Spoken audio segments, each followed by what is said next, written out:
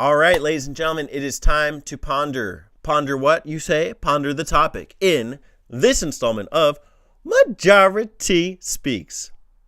So, last time, what I asked was, what separates a 4 from a 5? You know, you're reviewing a game and you want to give it a 4 or you want to give it a 5. You don't know how.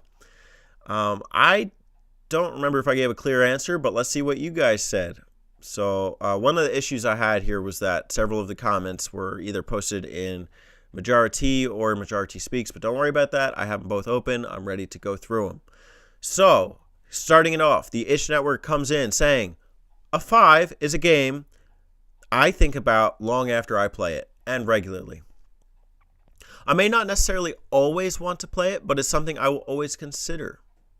Recent 5s for me are Horizon Zero Dawn, Zelda, Persona 5, Dragon Quest XI, Forza, God of War, and Red Dead Redemption. I love it. He's got a clear definition and examples to go with it. So I think the definition is important here, is that it makes a lasting effect on you, that you can't stop thinking about it, versus a 4 is just a really good game that you may not always think about. I have to think about that because, you know, sometimes I might be thinking about a game for the wrong reasons. So I would just shape up that definition a little bit. It's where you think about it as far as like impacting you. And that's where I separate the 4s from the 5s, is like, you know, this game really sent something home for me. You know, like I would say that about Dragon Quest VII. Like, that game really impacted me. Dragon Quest IV really impacted me. Several Zelda games, you're right. Persona 5 was also a game. I don't know, like, I still think about playing it sometimes, so I agree with you there. I would like to play Horizon Zero Dawn. And as far as the 4s go, like, I had mentioned Metroid before. I still think it's a 4 even after finishing it, because I'm not really, like, impacted by it, but I see your point. So, I like the definition. Great comment. Thanks, Spence. So next up comes What's on My Shelf. He gave me a nice hearty comment for the video. He says, regarding the table topic, I don't see much difference between a score of 1, 2, 3, 4, 5, etc. I have to jive with the reviewer to understand why their opinion matters to me. If you and I like certain games and you recommend a game to me, I'm more likely to try it than if I heard AVGN recommend a game. I think there are some basics that you can score objectively. However, I believe that subjective fun factor is only understood if you jive with the reviewer. Nice. Okay. I take your point, is that a lot of it comes down to the reviewer and you need to understand them for the score to matter. Now, I don't actually do scores in my reviews, and I know like one of my good friends, BioPhoenix, he's kind of eased his way off of using scores. I wouldn't say as a crutch, but as like a means to use them in the video. I think that words are more important than scores, but I think it's still important to have a category from which to look at a game. But then again, having a score is actually destructive.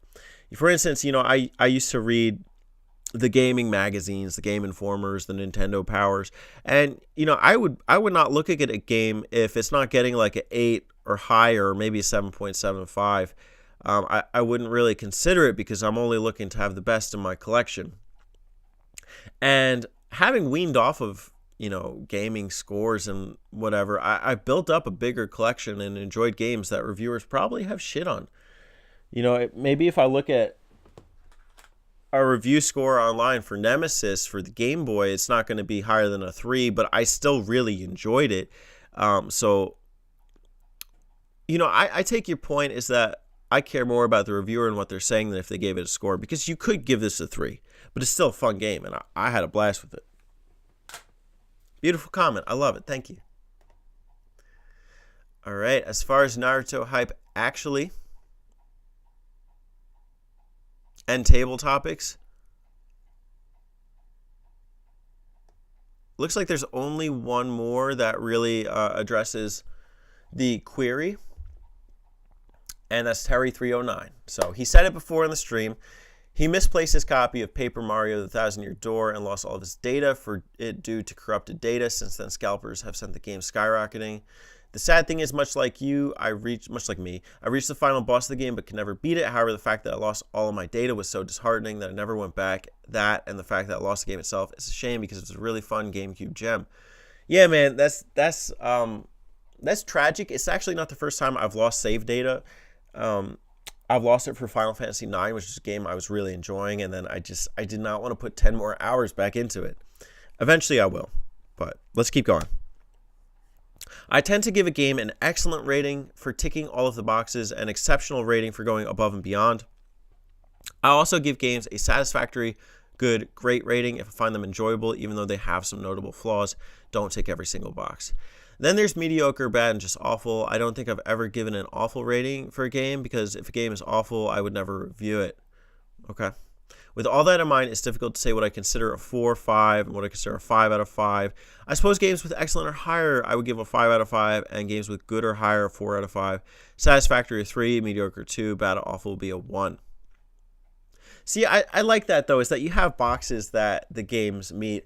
I don't necessarily go through a game with a checklist of, like, you have to meet this, this, and this. I don't think that's that important when determining what makes the game perfect. But I guess if you're putting it on a numerical score, it's important to have, like, a rubric or something from which to grade it.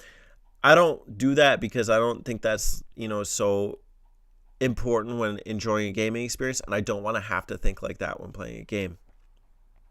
So, for instance, like, I could check off the box for Tetris Effect that says, like, it's stunning visuals and it was really great adventure mode. Oh, but it didn't meet the checklist of, like, all of the modes were spectacular.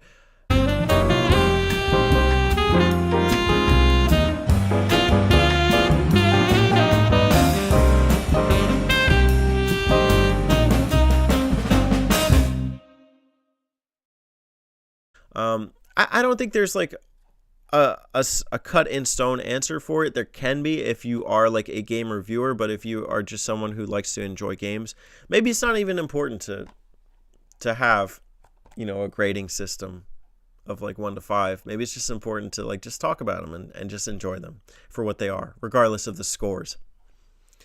But it's fun to talk about. That's my table topic for last month. Now I got a good one for you this month. And it actually relates to the game I had talked about in the month review, which was Fire Emblem Awakening. No, I lied. Fire Emblem Path of Radiance. I lied. These games all blend after a while. I started this game when Boston Burr first sent it to me. I got to Chapter 9. I stopped. And now I've restarted it. I'm probably at Chapter 11. And I had to take a break.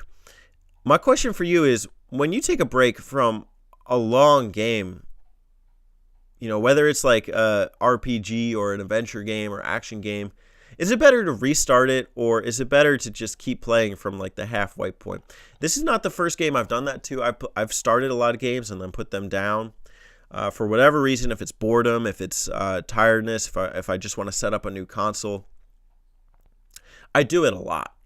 And sometimes I think to myself, oh, I really need to restart this. Other times I'm like, I'm going to power through it because I remember most of the details. But, I could think of many examples just off the top of my head. Dragon Quest V, Dragon Quest VIII, and those are series I love. Do I really want to restart them from the beginning? Am I going to do the same exact thing over? Or do I really need to experience it in one linear playthrough? I'm going to leave it to you, and then I'll give you my answer next time. So, to restart or not to restart? That is the question for the next Majora T.